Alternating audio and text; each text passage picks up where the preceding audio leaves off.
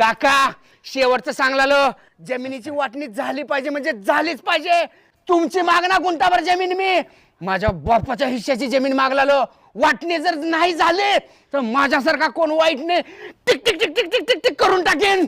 अहो तुमचं डोकं बिकं फिरलंय का काय? हा का काय ते तुमचे जरा त्यांचा आदर करा. तुमच्या वडिलाचे भाऊ आहेत ते. हा असलं भांडणं बिंडणं मला अजिबात जमणार नाही. जर तुम्ही असंच भांडणं करत राहिलो तर मी या घरात राहणारच नाही. मी निघून जाईल बाहेरला.